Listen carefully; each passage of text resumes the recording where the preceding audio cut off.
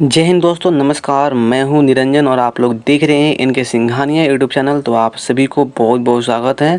आप सभी को दिल से नमस्कार। दोस्तों, हम लोग पढ़ रहे हैं रेलवे सम्मान विज्ञान का प्रैक्टिस सेट इसके झांसर का, जिनमें से 9 सेट तो पहले ही कंप्लीट हो गया है। तो हम लोग इस वीडियो में पढ़ने वाले हैं पूरा कंप्लीट सेट नंबर 10, जिसके हर एक क्वेश्चंस को संपूर्ण विश्लेषण के साथ डिस्कशन करने वाले हैं और विशेष रूप से न्यूमेरिकल को पूरे विस्तार से एक्सप्लेन करके आपको हम समझा रहे हैं हर एक क्वेश्चंस को। अब देखिए, मैं बात करूं पीडीएफ फाइल का इस सेट का, तो पीडीएफ फाइल आपको मिल जाएगा टेलीग्राम पर। टेलीग्राम का लिंक मैं डाल दिया हूं वीडियो के डिस्क्रिप्शन में, वहां से आप चेकआउट कर सकते हैं। दोस्तों, अभी तक हमारे इस चैनल को सब्सक्राइब नहीं किए हैं तो इस चैनल को सब्सक्राइब कर लेंगे ताकि हमारा हर एक वीडियो का नोटिफिकेशन आपको मिलता रहे।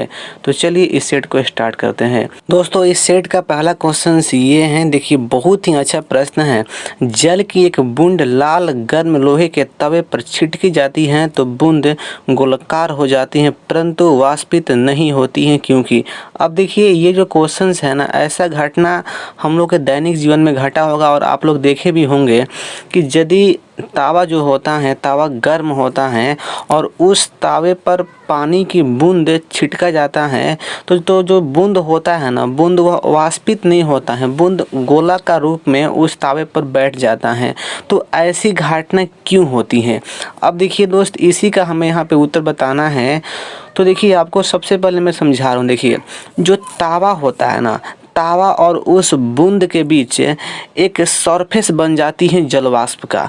अब देखिए, उस सरफेस क्या करती है ना कि जो तावा का जो तापमान है ना, उस तापमान को जो बूंद है उस बूंद तक पहुंचने नहीं देती है, जिससे जो बूंद होता है वह वाष्पित नहीं होता है, बूंद गोलाकार रूप वहां पर ले लेता है। तो इसलिए इसका कहने का मतलब ये है कि यह जो सरफेस होता है, यह सरफेस ऊष्मा के चालन को रोकता है, यानी कि ऊष्मा को जल तक पहुंचने नहीं देता है। तो यही इसका मेन पॉइंट रीजन भी है कि जो जल का जो बूंद होता है वह गोलाकार उस पर हो जाता है और वह वाष्पित नहीं होता है। तो देखिए, ऐसा फैक्ट यहाँ पर किस ऑप्शन में दिया है, तो ऐसा फैक्ट दिया गया है ऑप्शन सी में। देखिए, ऑप्शन सी यहाँ पे कह रहा है कि तवे तथा बूंद के बीच एक जलवाष्प की तह बन जाती है जो ऊष्मा चालन को रोकती है, यानी कि तावा और बूंद के बीच एक सरफेस बन जाती है जलवाष्प की, और जो सरफेस क्या करती है कि जो ऊष्मा का जो चालन होता है उसको रोकती हैं। तो इसका राइट उत्तर यहाँ पे होने वाला है मेरे दोस्त, ऑप्शन सी होने वाला है। ठीक है, आते हैं अगले प्रश्न पर। देखिए, अगला प्रश्न यहाँ पे नंबर 2, बहुत ही अच्छा प्रश्न, एकदम VVI प्रश्न है। ये प्रश्न एकदम same to same RRB group D exam में बहुत शिफ्टों में दोस्तों ये प्रश्न रिपीट हुआ है। देखिए, प्रश्न क्या बोला है कि एक सरल आवर्त गति संपन्न करने वाले कण का समय विस्थापन समीकरण दिया गया है, y बराबर 3 sin 10t। तो आवृत्ति बताइए। अब देखिए, इस प्रश्न में एक इक्वेशन दिया गया है और इस इक्वेशन के सहारे आवृत्ति हमें बताना है। तो दोस्तों, चलिए आपको हम लेके चलते हैं कॉपी पर और इस क्वेश्चंस को पूरे विस्तार से आपको हम समझाते हैं। दोस्तों, आपको हम लेकर आ गए हैं कॉपी पर। देखिए, सबसे पहले आपको हम समझाने का प्रयास कर रहे हैं कि हम जानते हैं कि एक सरल आवर्त गति संपन्न करने वाले कण का समय विस्थापन जो इक्वेशन होता है वह y बराबर a sin ओमेगा t होता है। अब देखिए, ये इक्वेशन होता है थ्योरी के हिसाब से समय विस्थापन समीकरण का। ठीक है, अब देखिए, इसी इक्वेशन के सहारे एक इक्वेशन दिया गया है आपके क्वेश्चन में। देखिए, जो इक्वेशन दोस्तों यह है y बराबर 3 sin 10t। अब देखिए, इस इक्वेशन के सहारे में क्या किया हूँ ना, दोनों पार्ट को यहाँ पे हम इक्वल कर लिए। अब देखिए कैसे हम इक्वल किए हैं, y बराबर y और a का मान 3 और साइन बराबर साइन और ओमेगा का मान 10 हो गया है और t का मान यहाँ पे t हो गया। अब देखिए, इसको यहाँ पे सेटिस्फाइड यहाँ पे करने पर ना दोनों इक्वेशन को डायरेक्ट मैं यहाँ से लिख सकता हूँ, ओमेगा बराबर 10 यहाँ पे हमारा हो जाएगा। अब देखिए, ये ओमेगा के सहारे हमें फाइंड करना है आवृत्ति, यानी कि म्यू का मान निकालना है। अब देखिए दोस्त, जब यहाँ पे ओमेगा बराबर यहाँ पे 10 हो गया और एक फार्मूला होता है ओमेगा बराबर 2 पाई म्यू होता है, म्यू का मतलब आवृत्ति होता है। तो दोस्तों मैं यहाँ से आगे मैं लिख सकता हूँ 2 पाई n ओमेगा बराबर 10 हो गया। और मैं यहाँ से डायरेक्ट मैं लिख सकता हूँ मेरे दोस्त यहाँ से कि म्यू बराबर 10/2 पाई हर्ट्ज, यानी कि आवृत्ति का जो मान आ गया 10/2 पाई। तो यही इसका राइट यहाँ पे उत्तर होने वाला है। तो देखते हैं इस प्रश्न का उत्तर क्या होगा। तो इस प्रश्न का मेरे दोस्त जो उत्तर होने वाला है ऑप्शन बी होने वाला है, 10/2 पाई हर्ट्ज इसका उत्तर होने वाला है। ठीक है दोस्तों अगला प्रश्न नंबर 3 है। देखिए प्रश्न क्या बोला है, दूर की वस्तुओं जैसे सूर्य आदि का ताप किस तापमापी के द्वारा मापा जाता है। अब देखिए इस प्रश्न का जो उत्तर है इसको तो आपको याद ही करना होगा कि दूर की वस्तुएं जैसे जो सूर्य होते हैं या मतलब कोई भी ग्रह हो उसका ताप मापना होना, तो उसको ताप को मापने के लिए किस तापमापी का यूज किया जाता है। तो दोस्तों देखिए इस तापमापी को हम कहते हैं पूर्ण विकिरण उताप मापी के द्वारा मापा जाता है। तो इसको आपको याद करना होगा, पूर्ण विकिरण उताप मापी द्वारा मापा जाता है। तो इसका उत्तर होने वाला है, राइट उत्तर मेरे दोस्तों ऑप्शन सी होने वाला है। ठीक है, तो इसको एकदम डायरेक्ट आपको यहाँ पे याद है करना होगा। ठीक है दोस्तों, आता हूँ अगला प्रश्न पर। देखिए अगला प्रश्न नंबर यहाँ पे 4 है। देखिए 4 नंबर प्रश्न बहुत इंपॉर्टेंट है, एकदम VVI। देखिए ये भी एक न्यूमेरिकल ही है केमिस्ट्री का। देखिए यही न्यूमेरिकल अरबी ग्रुप डी एग्जाम के बहुत शिफ्टों में ये प्रश्न रिपीट हुआ है। तो देखिए इसको मैं अच्छी प्रकार से आपको मैं समझाता हूँ। देखिए सबसे पहले मैं इसके जो सवाल हैं इसको मैं पढ़ता हूँ। गर्म पानी में एक फ़ारेनहाइट तापमापी का पठन सेल्सियस तापमापी के पठन का 4 गुना है, तो गर्म पानी का ताप ज्ञात करिए। अब देखिए इसमें क्या निकालना है ना, बोल दिया है कि जो फ़ारेनहाइट जो है ना मतलब गर्म पानी का, वह सेल्सियस में उसका 4 गुना है। तो हमें गर्म पानी का सेल्सियस में ताप निकालना है, काहे कि सेल्सियस में यहाँ पे ऑप्शन दिया गया है। ठीक है ना, तो आइए इसको मैं यहाँ पे हल करता हूँ, आपको लेके चलता हूँ कॉपी पर। देखिए दोस्तों आपको हम लेकर आ गए हैं कॉपी पर। देखिए सबसे पहले इस प्रश्न में हम क्या मान लिए हैं कि गर्म पानी का जो तापमान है सेल्सियस में वह x है। ठीक है, हम इसको मान लिए हैं। ठीक है ना, अब देखिए आगे यहाँ पर क्या बोला गया है कि गर्म पानी का जो ताप है ना फ़ारेनहाइट में, वो 4x यहाँ पे हो गया है, क्योंकि देखिए सवाल में बोला गया है ना कि जो फ़ारेनहाइट का जो तापमान है ना सेल्सियस के तापमान का 4 गुना है, तो इसलिए फ़ारेनहाइट में ये 4x यहाँ पे हो गया है। बस देखिए उसके बाद एक दोस्तों आपको ये फार्मूला आपको एकदम याद रखना है। देखिए यही फार्मूला है ना जो फ़ारेनहाइट और सेल्सियस में संबंध बताता है। देखिए ये बहुत एग्जाम में पूछा गया है कि फ़ारेनहाइट और सेल्सियस में संबंध बताने वाला कौन सी फार्मूला है, तो वह फार्मूला यही है C - O बराबर C-O/100 - 0 बराबर F - 32/212 - 32। इस फार्मूला को आप याद कर लेंगे दोस्तों। ठीक है ना, ये फार्मूला बहुत यूजफुल होता है। तो बस इसी फार्मूला में हम यहाँ से मान यहाँ से पुटिंग कर दिए हैं। अब देखिए मान यहाँ से मैं कैसे पुटिंग किया हूँ, तो C का मान यहाँ पे x हो गया है, तो x - 0/100 - 0 यहाँ पे हो गया है, और फ़ारेनहाइट का मान 4x हो गया है, और -32/180 हो गया है। अब देखिए इस प्रकार से मारा पीटी करने के बाद ये x/100 आ जाएगा, और यहाँ पे 4x - 32/180 आ गया। अब देखिए डायरेक्ट यहाँ से गुना वुना करने के बाद मेरे दोस्त यहाँ से आ गया है x बराबर 160/11, और 160 में 11 से भाग करने के बाद x का जो मान आ गया है 14.54 सेंटीग्रेड। तो दोस्तों इस प्रकार से इस प्रश्न का जो उत्तर होने वाला है सेल्सियस में 14.54 सेंटीग्रेड होने वाला है।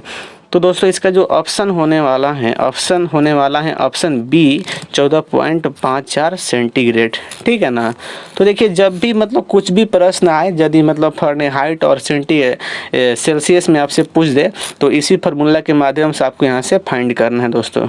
ठीक है दोस्तों, अब मैं आता हूँ नंबर 5 क्वेश्चंस पर। देखिए ये भी एक अच्छा प्रश्न है। इसमें पूछा गया है कि गुप्त ऊष्मा का विमीय सूत्र है, यानी कि गुप्त ऊष्मा का विमीय फार्मूला निकालना है। तो देखिए दोस्त जब भी जीवन में आपको ना किसी भी चीज़ का विमीय फार्मूला निकालना होना, तो सबसे पहले उसका फार्मूला आपको याद होना चाहिए कि गुप्त ऊष्मा बराबर क्या होता है। तो देखिए गुप्त ऊष्मा बराबर क्या होता है, इसको दिखाते हैं L से। ठीक है, तो L बराबर होता है W/M होता है। अब जो W होता है, W को कहा जाता है कार्य और M का मतलब मास होता है। तो दोस्तों जो W होता है यानी कि जो कार होता है, कार का विमीय फार्मूला होता है M L square T inverse 2 होता है और मास का M होता है। तो बस देखिए ये M से M यहाँ पे कट जाएगा, तो डायरेक्ट यहाँ से हम निकाल सकते हैं कि जो L का जो विमीय फार्मूला आएगा L स्क्वायर T इन्वर्स 2 आएगा। अब देखिए दोस्त ये आपके ऑप्शन में है क्या, तो यही इसका उत्तर होने वाला है ऑप्शन सी। देखिए यहाँ पर दिया गया है m के पावर 0 और L स्क्वायर T इन्वर्स 2। अब देखिए यदि मान लीजिए ना कि m का मान कुछ भी नहीं होता है ना, तो m के पावर 0 में लिख सकता हूँ, इसको ऐसे भी लिखा जा सकता है, इसमें कोई दिक्कत नहीं है। आप लोग जानते हैं बचपन से ही कि किसी भी अल्फ़ाबेट नंबर का पावर 0 हो तो उसका मान 1 होता है, ठीक है ना। तो इसका विमीय फार्मूला यही इसका होने वाला है, ठीक है दोस्तों। देखिए दोस्तों अगला प्रश्न नंबर 6 है। देखिए 6 नंबर प्रश्न क्या बोला गया है कि स्वतंत्रता पूर्वक गिराने पर एक कागज की पर्ची की अपेक्षा सिक्का अधिक तीव्रता से गिरता है क्योंकि। अब देखिए आप लोग देखे होंगे अपने जीवन काल में कि कागज को जब हम गिराते हैं तो वह आस्ते आस्ते नीचे आता है, लेकिन सिक्का को जब हम गिराते हैं तो वह जल्दी में नीचे आ जाता है। ऐसी घटना क्यों होता है, यही पूछ रहा हमसे। तो देखिए दोस्त इसका मेन पॉइंट, इसका एक ही रीज़न है ना कि कागज की अपेक्षा सिक्के का जो द्रव्यमान होता है वह अधिक होता है, इसलिए सिक्के पर हवा का दाब या हवा का प्रतिरोध कम होता है, इसलिए सिक्का कागज की अपेक्षा जल्दी नीचे गिरता है। तो इसका मेन एक ही रीज़न है कि सिक्के पर हवा का प्रतिरोध कम होता है या हवा का दाब कम होता है। तो इसका जो उत्तर होने वाला है मेरे मित्र ऑप्शन ए होने वाला है, यानी कि सिक्के पर हवा का प्रतिरोध कम होता है, ठीक है दोस्तों। तो ये प्रश्न आपको बुझा गया होगा। आते हैं अगले प्रश्न पर। अगला प्रश्न नंबर यहाँ पे 7 देखिए क्या बोला गया है। 7 बोला है प्रकाशीय सजावट तथा विज्ञापन के लिए विसर्जन नलिकाओं में प्रयुक्त होने वाली गैस है।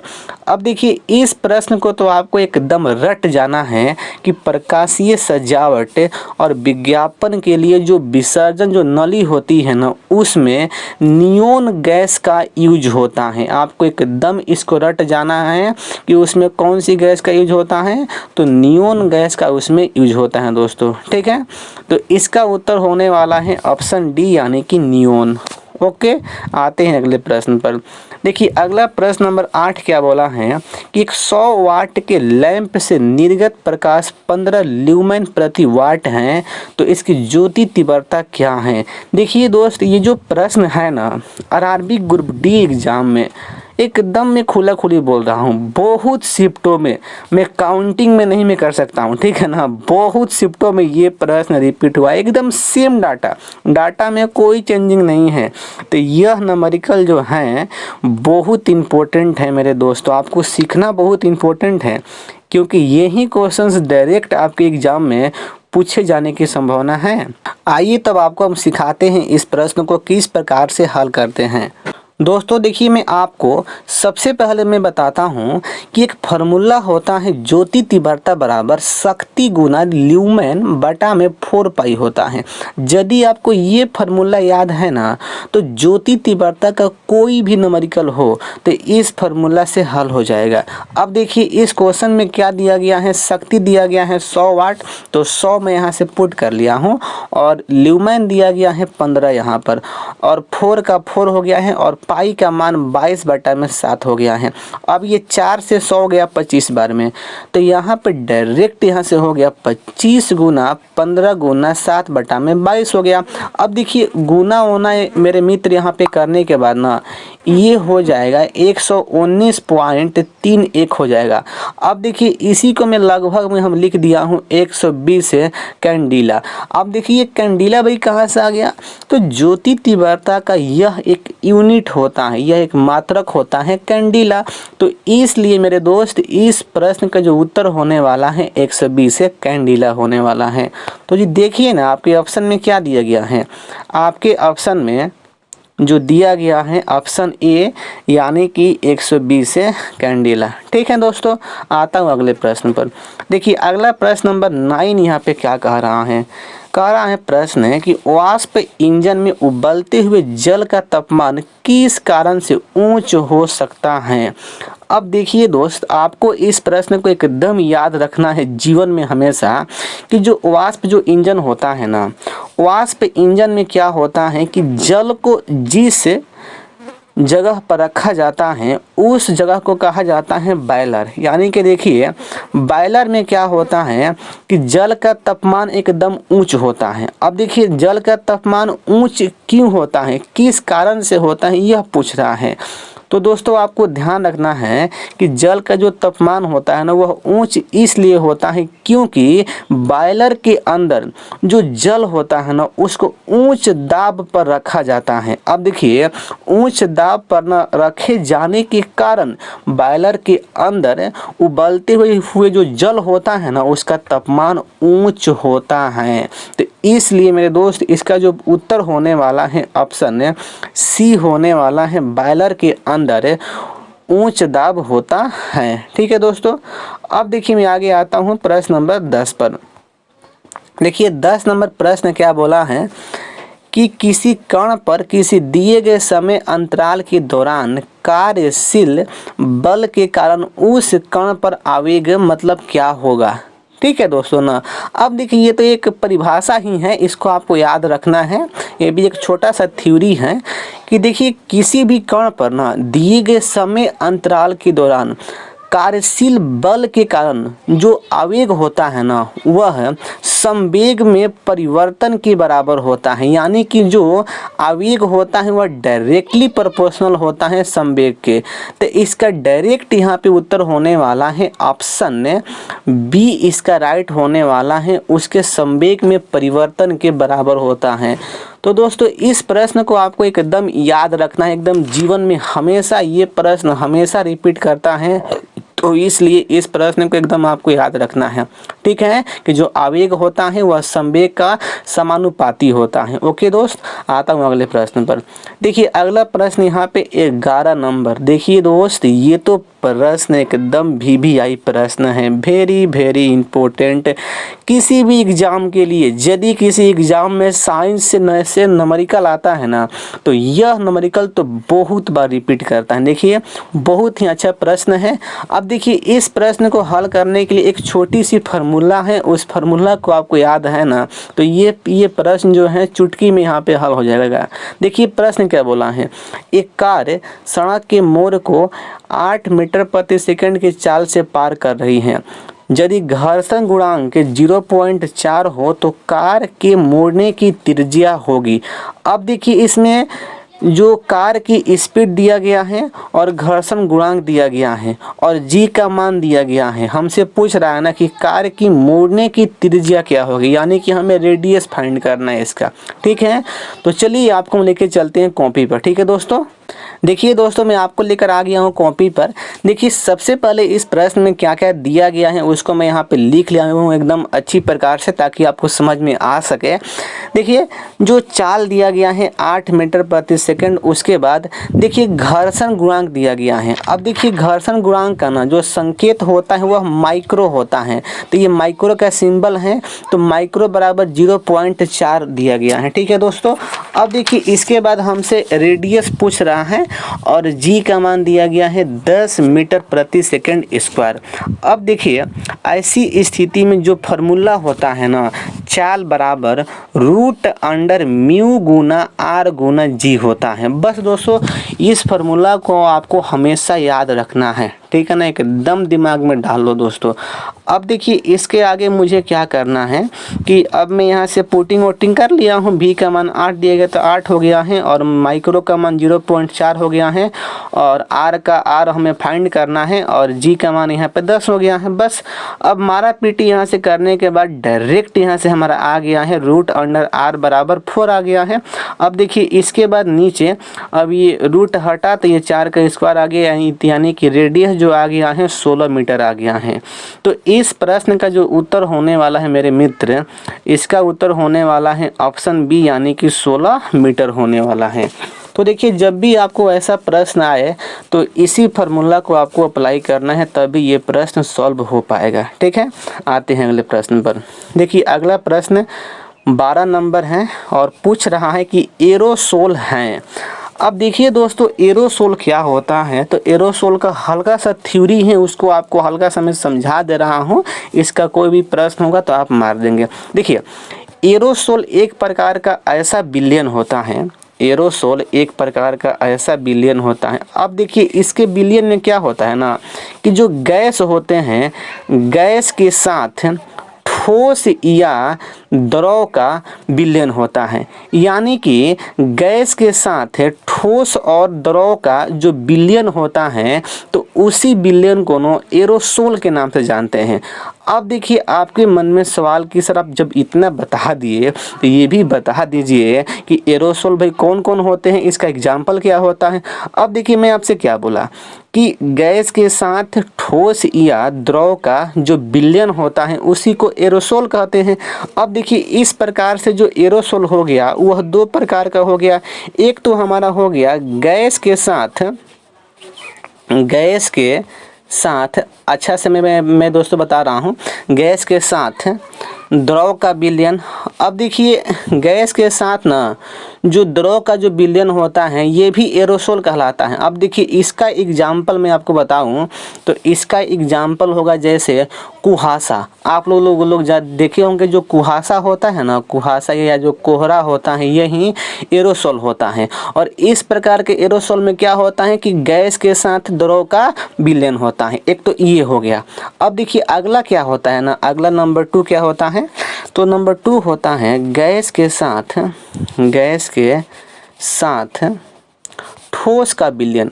अब देखिए गैस के साथ ठोस का विलयन का जो एग्जाम्पल है यह होता है धुआं। आप लोग धुआं देखे होंगे ना, तो धुआं एक प्रकार का एरोसोल ही है। अब देखिए धुआं में क्या होता है कि गैस के साथ जो ठोस के जो कण होते हैं वह मिक्सचर वहाँ पे होते हैं।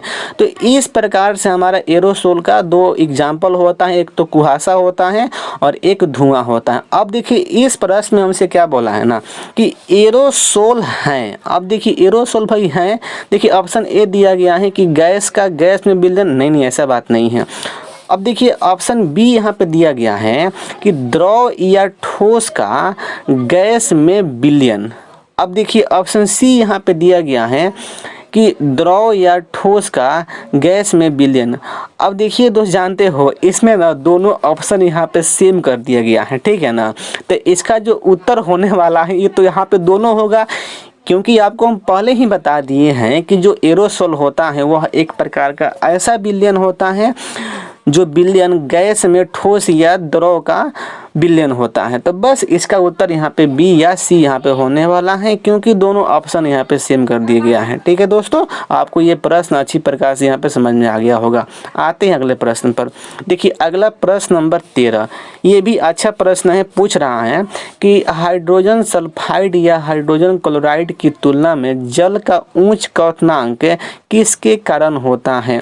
अब देखिए जब भी आपसे जीवन में कभी भी आपसे जीवन में पूछे ना कि जल का क्वथनांक किसके कारण उच्च होता है, तो आपको आंख मूंद कर डायरेक्ट उत्तर मारना है हाइड्रोजन आबंध। हाइड्रोजन आबंध के कारण ही जल का क्वथनांक उच्च होता है, क्योंकि जल के जो अणु में ना जो परमाणु होते हैं ना उसके अंदर हाइड्रोजन आबंध होता है। ठीक है, तो इसलिए इसका राइट उत्तर होने वाला है ऑप्शन डी। ठीक है, आते हैं अगले प्रश्न पर। देखिए दोस्तों अगला प्रश्न क्या है, नंबर 14 बोला है कि विषुवत रेखा यानी कि भूमध्य रेखा पर किसी पिंड का रेखीय वेग यानी कि लीनियर वेलोसिटी लगभग होता है। अब देखिए दोस्त इसको तो आपको याद करना होगा, ये तो एकदम याद करने वाला प्रश्न है। देखिए इसको आपको कैसे याद करना है, देखिए तो आपको हमेशा दिमाग में डाल लेना है ना कि जो भूमध्य रेखा होता है, भूमध्य रेखा पर ना रेखीय मतलब किसी भी पिंड का जो रेखीय जो वेग होता है वह लगभग 10 मील प्रति घंटा होता है। तो इसका जो उत्तर होने वाला है ऑप्शन बी होने वाला है, यानी कि 10 मील प्रति घंटा होने वाला है। तो इसको बस आपको याद कर लेना है। ठीक है, आते हैं अगले प्रश्न पर। देखिए अगला प्रश्न क्या है, 15 नंबर प्रश्न देखिए यहाँ पे क्या है कि इनमें से कौन सा धात्विक खनिज नहीं है। देखिए बहुत ही अच्छा प्रश्न है, बोला है कि कौन सा जो है धात्विक खनिज नहीं है, यानी कि वह धातु है लेकिन वह खनिज नहीं है। अब देखिए यहाँ से मैं ऑप्शन को मैं छाटूँ तो देखिए जो बक्साइड है ये तो भाई खनिज है और ये धातु भी है, और निकेल ये धातु भी ये खनिज भी है, और जो टीन है यह धातु भी है खनिज भी है। लेकिन मेरे दोस्त यहाँ पर जो ऑप्शन दिया गया है जो कोयला है ना, कोयला तो एक धात्विक है लेकिन वह खनिज नहीं है। तो इस प्रश्न के हिसाब से जो उत्तर होने वाला है, इसका राइट उत्तर होने वाला है ऑप्शन बी यानी कि कोयला। अब देखिए कोयला के बारे में आपको हल्का फुल्का मैं बता दे रहा हूँ, ठीक है। अब देखिए कोयला एक प्रकार का ठोस ईंधन होता है, आपको ध्यान रखना है। और देखिए कोयला के माध्यम से ना भंजन आसवन विधि के द्वारा कोल या कोल गैस या अमोनिया या कोलतार इत्यादि प्राप्त किया जाता है। तो आपको हमेशा ध्यान रखना है, हमेशा क्वेश्चन पूछता है, कभी काल पूछ भी देता है कि जो कोलतार होता है, कोलतार को किसके माध्यम से प्राप्त किया जाता है, तो इसका उत्तर होने वाला है कोयला। तो कोयला से कोल, कोल गैस, अमोनिया, कोलतार की प्राप्ति होती है किस विधि के द्वारा, तो भंजन आसवन विधि के द्वारा, ठीक है ना। अब देखिए एक और प्रश्न पूछता है कि किसमें सबसे अधिक कार्बन की मात्रा होती है। तो आपको ध्यान रखना है कि कोक में ना, कोक में कार्बन की अधिक मात्रा होती है। अब देखिए दोस्त यहाँ पे कार्बन की बात हुई है, तब देखिए यहाँ से क्वेश्चन हमेशा पूछ लेता है कि कार्बन का कितना अपरूप होता है। तो देखिए दोस्तों कार्बन की 3 अपरूप होता है। पहला तो होता है ग्रेफाइट होता है, अगला हीरा होता है, और अगला होता है फुलेरिन होता है। देखिए एक ये जो है प्रश्न फुलेरिन ये पूछा हुआ प्रश्न है आरआरबी ग्रुप डी एग्जाम में, उसमें पूछा था कि जो फुलेरिन है ना वह किसका अपरूप है। तो आपको हमेशा ध्यान रखना है कि यह कार्बन का अपरूप होता है, हीरा, ग्रेफाइट, फुलेरिन, ठीक है दोस्तों। आपको ये प्रश्न समझ में आ गया होगा। आते हैं अगले प्रश्न पर। देखिए अगला प्रश्न यहाँ पर क्या दिया गया है, प्रश्न नंबर 16 यहाँ पर कि एक अल्कोहल का क्वथनांक 78 डिग्री सेंटीग्रेड है तो केल्विन पैमाने पर तापमान कितना होगा। देखिए एकदम बच्चा वाला प्रश्न है जी, इस प्रश्न का उत्तर तो बच्चा जानता है। देखिए हम लोग जी जानते हैं बचपन से ही ना कि जब भी सेंटीग्रेड में कोई तापमान दे उसको कन्वर्ट करना हो केल्विन में, तो आपको जी क्या करना है, कुछ नहीं करना है सर जी, कुछ भी नहीं करना है। जितना सेंटीग्रेड में दिया हो ना उसमें आप 273 जोड़ दीजिए, ये सीधे केल्विन में कन्वर्ट हो जाएगा। तो देखिए इसको जोड़ने के बाद ये हमारा आएगा 351 केल्विन। तो ये ही इस प्रश्न का राइट यहाँ पे दोस्तों उत्तर होने वाला है। तो देखिए ना इसका जो ऑप्शन जाएगा ऑप्शन डी यहाँ पे होगा, ठीक है। अब देखिए इसके उल्टा यदि आपको केल्विन को सेल्सियस में कन्वर्ट करना हो तो आपको 273 उसमें माइनस करना होता है, ठीक है। आते हैं अगले प्रश्न पर। देखिए अगला प्रश्न है प्रश्न नंबर यहाँ पे 17।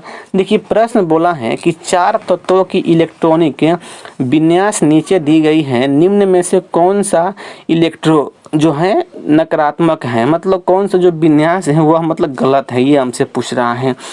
तो देखिए दोस्त यदि आपको इलेक्ट्रॉनिक विन्यास निकालने आ रहा होगा ना तो इस प्रश्न का आप उत्तर मार सकते हैं, नहीं तो आपके बस का बात नहीं है, ठीक है ना। तो आपको ज़रूर इलेक्ट्रॉनिक विन्यास निकालना आपको पता होना चाहिए। देखिए क्योंकि इस टॉपिक से एक प्रश्न तो हर एक एग्जाम में बनता है कि निम्न में से किसका इलेक्ट्रॉनिक विन्यास सही है। तो देखिए दोस्त इस प्रकार से इसका जो उत्तर यहाँ पे होने वाला है ऑप्शन सी होने वाला है। जो क्लोरीन है ना इसका ये इलेक्ट्रॉनिक विन्यास यहाँ पे गलत दिया गया है 287, ठीक है। तो इसका उत्तर यहाँ पे होने वाला है ऑप्शन सी। और आपको मैं फिर से बोल रहा हूँ कि इलेक्ट्रॉनिक विन्यास आप लोग कंप्लीट कर लीजिएगा, ठीक है। इसका बहुत सारा रूल होता है, प्रॉपर्टीज होता है, ठीक है। आपको जानना इम्पोर्टेंट है तब भी आपसे निकल पाएगा। आते हैं अगले प्रश्न पर। देखिए दोस्त अगला प्रश्न क्या है, प्रश्न नंबर 18 बोला है किरचॉफ का प्रथम नियम आधारित है। देखिए बहुत ही अच्छा प्रश्न है, हमेशा एग्जाम में पूछता है कि किरचॉफ बाबा का कितना नियम था, उनका प्रथम नियम जो है किसके बेस्ड पर है, द्वितीय नियम किसके बेस्ड पर है, तो आपको जानना इम्पोर्टेंट है। देखिए दोस्त किरचॉफ का ना 2 नियम है, ठीक है। पहला जो नियम होता है वह नियम आवेश संरक्षण के बेस पर होता है, ठीक है। अगला जो नियम होता है वह आपको ध्यान रखना है ऊर्जा संरक्षण के बेस पर है। तो हमसे इसमें प्रश्न पूछ रहा है कि पहला जो नियम है किस पर आधारित है, तो इसका उत्तर क्या होगा कि आवेश के संरक्षण पर आधारित है। तो इसका जो उत्तर होने वाला है ऑप्शन ए होने वाला है, आवेश के संरक्षण के नियम पर आधारित है। दोस्तों आपको हमेशा ध्यान रखना है कि किरचॉफ का 2 नियम था, पहला आवेश के संरक्षण पर और अगला ऊर्जा के संरक्षण पे था, ठीक है। दोस्तों आता हूँ अगले प्रश्न पर। देखिए अगला प्रश्न नंबर यहाँ पे 19 नंबर क्या बोल रहा है, प्लास्टर ऑफ पेरिस का रासायनिक नाम है। बच्चा वाला प्रश्न है, इस प्रश्न का उत्तर तो बच्चा जानता है कि प्लास्टर ऑफ पेरिस का केमिकल नेम क्या है। तो देखिए दोस्तों इसका जो केमिकल नेम होता है इसका ये तो ऑप्शन सी होगा, कैल्शियम सल्फेट हाइड्रेट। आपको ध्यान रखना है इसका जो फार्मूला होता है CaSO4, ठीक है, होल ट्वाइस यहाँ पे 1/2H2O होता है और इसका जो केमिकल नाम होता है कैल्शियम सल्फेट हाइड्रेट होता है, ठीक है। आपको ये ध्यान रखना है, इसका सूत्र भी और इसका नाम भी, ठीक है। दोस्तों आता हूँ अगले प्रश्न पर। देखिए अगला जो प्रश्न है, देखिए दोस्त इसके साथ ना अपना जिप्सम का भी आप फार्मूला आप ध्यान रखेंगे, ठीक है ना, ये भी पूछ देता है। जिप्सम का जो फार्मूला होता है इसी से लिंकेड होता है, कैल्शियम सल्फेट होता है ट्वाइस 2H2O होता है। ये भी आपको ध्यान रखना है प्लास्टर ऑफ पेरिस का और ये जिप्सम का, ठीक है। दोस्तों आता हूँ अगले प्रश्न पर। देखिए अगला प्रश्न नंबर 20 यहाँ पे क्या बोला गया है, 20 बोला है कि सभी कवक सदैव होते हैं। ऑप्शन ए दिया है 100 पोषी, ऑप्शन बी दिया गया है विविध पोषी, ऑप्शन सी दिया गया है परजीवी और ऑप्शन डी दिया गया है मृतो परजीवी। देखिए दोस्त हम तो जी बचपन से जानते हैं और आप भी लोग जानते भी होंगे बचपन से कि जो कवक होता है ना, कवक वह मृत जीवों को खाता है, तो इसलिए जी कवक क्या होता है हमेशा मृतो परजीवी होता है। तो बस आपको इसको ध्यान रखना है कि जो कवक होता है वह सड़े गले जो जीव होता है या जो कार्बनिक जो पदार्थ होता है उसको खाता है, ठीक है। बस आपको ध्यान रखना है मेरे मित्र, ओके। तो इसका उत्तर क्या होने वाला है, ऑप्शन डी होने वाला है, मृतोपजीवी होने वाला है। आते हैं अगला प्रश्न पर। देखिए अगला प्रश्न यहाँ पर है 21 नंबर। बोला गया है कि मस्तिष्क के किस भाग में भूख लगने और भोजन से तृप्ति की अनुभूति कराने के केंद्र स्थित होते हैं। अब देखिए इस प्रश्न का मतलब ये हुआ ना कि मस्तिष्क का कौन सा भाग जो है ना हमको मतलब भूख लगने या मतलब भोजन की प्राप्ति के लिए संवेदना प्रकट करता है, कि मतलब बोलता है कि आपको भूख लग गया है, वैसा मतलब अनुभव फीलिंग कराता है, ठीक है दोस्तों। तो देखिए यह जो भाग है मस्तिष्क का उसको कहते हैं हाइपोथैलेमस। एक ग्रंथि होती है मस्तिष्क में, यही जो होती है ना भूख और मतलब भोजन की चेष्टा के लिए अनुभव ये प्रकट करती हैं। आपको ध्यान रखना है कि हाइपोथैलेमस जो होती हैं जो ग्रंथि होती है ये बहुत इंपॉर्टेंट ग्रंथि है। देखिए दोस्त कई बार पूछा गया है ना कि मानव शरीर में तापमान को कौन सी ग्रंथि कंट्रोल करती है, बहुत एग्जाम में ये प्रश्न पूछता है। तो ये भी ग्रंथि जो है ना हाइपोथैलेमस जो ग्रंथि है यही ग्रंथि मानव शरीर में तापमान को कंट्रोल करती हैं। अब देखिए इसके साथ ये भी क्वेश्चन पूछा गया है कि कौन सी जो ग्रंथि होती हैं वह पिट्यूटरी जो ग्लैंड होती हैं उसको कंट्रोल करती हैं, यानी कि मास्टर ग्रंथि को कंट्रोल करती हैं। तो वही ग्रंथि मेरे दोस्त यही है हाइपोथैलेमस ग्रंथि। तो बहुत ही इंपॉर्टेंट ग्रंथि है, तापमान को कंट्रोल करती हैं और उसके साथ साथ मास्टर ग्रंथि को भी ये कंट्रोल करती हैं। ओके दोस्त आपको समझ में आ गया होगा। तो आते हैं अगले प्रश्न पर। देखिए अगला प्रश्न नंबर 22 क्या बोला है, संवेदना का चालन शरीर के एक भाग से दूसरे भाग में किसके द्वारा होता है। अब देखिए ये बहुत ही अच्छा प्रश्न है, बोल रहा है ना कि जो संवेदना होता है ना किसके माध्यम से एक भाग से बॉडी में दूसरे भाग तक जाता है। तो दोस्तों ये तो बच्चा जानता है कि जो तंत्रिका जो ऊतक होता है इसी के माध्यम से जो संवेदना होता है उसका चालन होता है शरीर के एक भाग से दूसरे भाग में। तो इसका राइट जो उत्तर होने वाला है ऑप्शन डी होने वाला है, यानी कि तंत्रिका ऊतक होने वाला है। ठीक है दोस्त, अब देखिए आपके मन में सवाल कि सर जी यहाँ पर दिया गया है एक ऑप्शन में संयोजी ऊतक दिया गया है। अब देखिए दोस्त ना, संयोजी ऊतक क्या होता है। देखिए यह एक ऐसा ऊतक होता है ना जो मानव को एक अंग से दूसरे अंग को जोड़ने का कार्य करता है। जैसे मान लीजिए कि मतलब एक अंग और दूसरे अंग टूट गया तो उसको जोड़ने का जो कार्य करता है ना वह संयोजी ऊतक करता है। तो आपको हमेशा ध्यान रखना है। ठीक है दोस्तों, अब देखिए इसके अलावा एक यहाँ पे दिया गया है पेशीय ऊतक दिया गया है। अब देखिए पेशीय ऊतक का मतलब क्या हुआ ना कि देखिए पेशी कोशिकाएं जो पेशी जो सेल होते हैं ना उसके द्वारा जो ऊतक का निर्माण किया जाता है, मतलब पेशीय सेल के द्वारा जिस ऊतक का निर्माण होता है उसे पेशीय ऊतक के नाम से जाना जाता है। तो आपको यहाँ पे ध्यान रखना है। ठीक है, आते हैं अगले प्रश्न पर। देखिए दोस्त अगला जो प्रश्न है प्रश्न नंबर 23। देखिए 23 नंबर प्रश्न बहुत ही अच्छा प्रश्न है, एकदम इम्पोर्टेंट। इस प्रश्न को तो एकदम आपको याद ही करना है। देखिए प्रश्न क्या बोला है ना कि तालाबों और कुआं में निम्नलिखित में से किस एक को छोड़ने से मच्छरों को नियंत्रित करने में मदद मिलती है। अब देखिए यहाँ पे ऑप्शन में दिया गया है केकड़ा, डॉगफिश, गैंगबूसिया और घोंघा।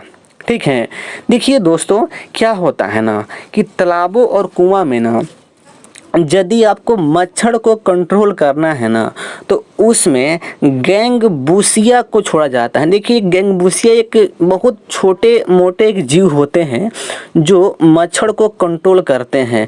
तो इस जीव को तालाबों या कुआं में छोड़ दिया जाता है जिससे मच्छर का उत्पादन न हो और मच्छर पर कंट्रोल पाया जा सके। तो आपको इसको ध्यान रखना है। गैंगबूसिया, देखिए बहुत बच्चे इसको भूल जाते हैं, एकदम रट जाओ गैंगबूसिया गैंगबूसिया गैंगबूसिया। ठीक है, ओके दोस्त, आपको याद हो गया होगा, एकदम इसको रट जाओ। ठीक है, आते हैं अगले प्रश्न पर।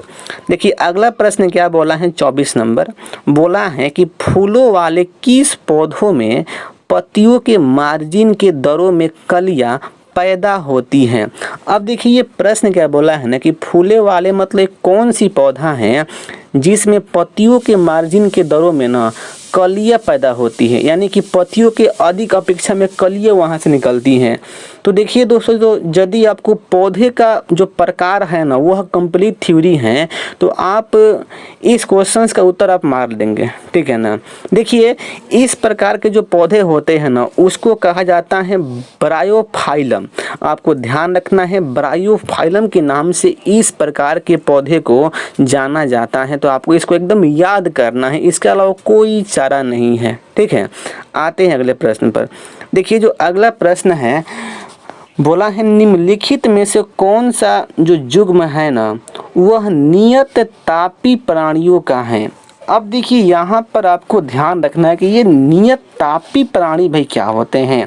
देखिए दोस्त कुछ नहीं है, देखिए नियत तापी प्राणी जब भी आए ना तो आपको जानना है कि वैसा जीव जो होते हैं जिनके रक्त का तापमान अन्य जीवों की अपेक्षा अधिक होना, तो वैसे जीव को नियत तापी प्राणी कहा जाता है। मैं क्या बोला, मैं फिर से बोल रहा हूँ कि वैसा प्राणी जिनका रक्त का तापमान अन्य जीवों की अपेक्षा अधिक हो तो उसको नियत तापी प्राणी के नाम से जाना जाता है। देखिए इसमें बहुत सारे जीव आते हैं, ठीक है ना। तो देखिए इस ऑप्शन के अनुसार इसका जो उत्तर होने वाला है, इसका उत्तर होने वाला है ऑप्शन सी, यानी कि मोर तथा ऊंट। ठीक है, तो इस प्रश्न को आपको डायरेक्ट यहाँ से याद रखना है मेरे दोस्त। तो मेरे दोस्त देखिए इस प्रकार से हम लोग इस सेट का कंप्लीट 25 क्वेश्चंस यहाँ पे कंप्लीट कर लिए हैं एक्स्ट्रा फैक्ट के साथ, और विशेष रूप से न्यूमेरिकल को पूरे विस्तार से आपको समझाते हुए। लेकिन फिर भी दोस्त आपको किसी भी क्वेश्चंस में परेशानी हो तो आप हमसे कमेंट करके या टेलीग्राम पर आप हमसे पूछ सकते हैं। तो दोस्तों बस आज के लिए इतना ही, और बताएं कि आपको ये हमारा सेशन कैसा लग रहा है। बिल्कुल आप लोग अपना फीडबैक हमें शेयर करें मेरे मित्र। तो चलिए बस आज के लिए इतना ही, मैं फिर मिलता हूँ अगले सेट में। और जो मेरे मित्र अभी तक ये चैनल को सब्सक्राइब नहीं है तो इसको सब्सक्राइब कर लेंगे और इस क्लास को अपने सारे मित्रों में शेयर भी कर देंगे। तो चलिए, जय हिंद, वंदे मातरम, नमस्कार मेरे दोस्तों।